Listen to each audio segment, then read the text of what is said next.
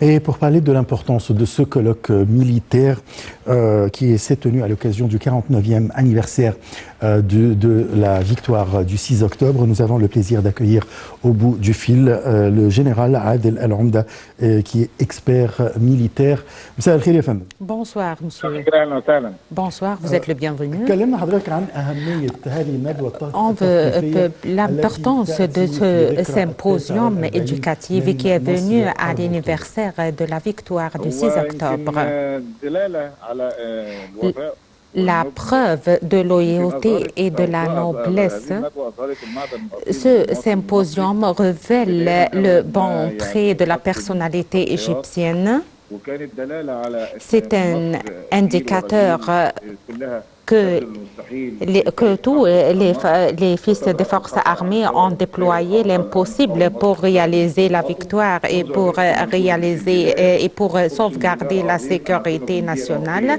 Dès le début, dès le serment, je jure par notre bon Dieu à être un soldat fidèle pour la République arabe d'Égypte.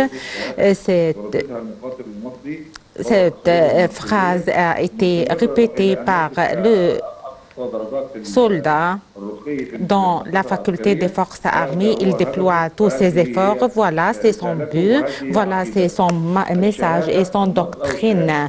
Et c'est de trouver la mort ou la victoire. Lors du symposium éducatif, il jette la lumière clairement à tous les efforts déployés par les forces armées et l'importance de victoire de la guerre d'octobre 1973.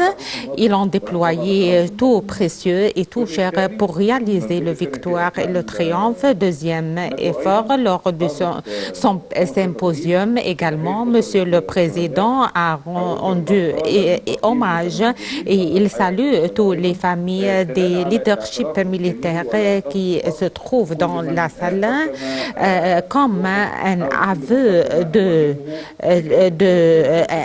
de toute grâce et de tous les efforts déployés par ces leaderships militaires et par les soldats des forces armées. C'est un spectacle qui prouve quelque chose.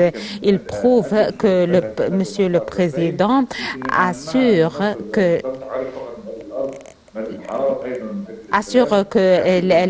l'importance et la liaison étroite entre les forces armées et entre le peuple.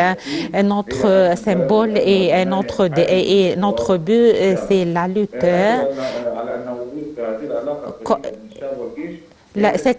C'est la lutte contre le terrorisme et toutes les idées extrémistes.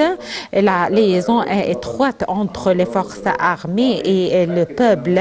Il a rendu hommage aux défuntes, le président Mohamed Anwar Sadat. Le peuple égyptien, il affronte tous les défis et il peut faire tout l'impossible pour réaliser la victoire et tout bien pour leur patrie. Il réalise l'impossible avec la volonté et avec la détermination. Aujourd'hui, il y a beaucoup de défis qui affrontent la République arabe d'Égypte jusqu'à maintenant, mais le citoyen égyptien, il possède beaucoup et il déploie toute force pour réaliser tout bien et tout progrès pour le pays égyptien. Exactement, monsieur. Monsieur le Président assure que le défi que la génération de 1973, ce défi que cette génération l'affronte, est un grand défi. Et aujourd'hui, les Égyptiens affrontent un nouveau défi pour construire la nouvelle République. On ne veut plus d'explications en ce qui concerne cette partie, le défi de 1973.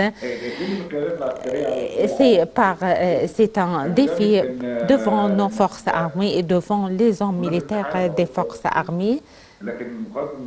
Le soldat égyptien, il possède la doctrine et la détermination, il défie le difficile et il peut faire le franchissement pour réaliser la victoire. Mais en ce qui concerne la deuxième partie de la période actuelle, le coronavirus et la crise russe-ukrainienne et les défis économiques et la crise de l'énergie et du gaz. Tous ces défis sont de menaces et de grands défis, mais le peuple égyptien qui a pu accéder à la nouvelle République a la capacité également à vaincre tout défi et tout l'impossible et à réaliser tout succès pour la nouvelle République. Grâce à Dieu, l'octobre prochain, de l'année prochaine, on va accéder à tous les cycles de la Renaissance et on va continuer tout le processus de la Renaissance. Exactement, dès le grand victoire réalisé par nos forces armées en 1973 et le franchissement du canal et la réalisation de la paix avec les Israéliens, l'Égypte s'est dirigée vers le développement, notamment les 8 années passées.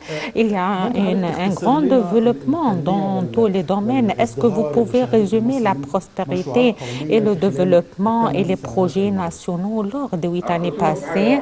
Je vais les résumer qu'il y a une stratégie très claire pour la Renaissance égyptienne.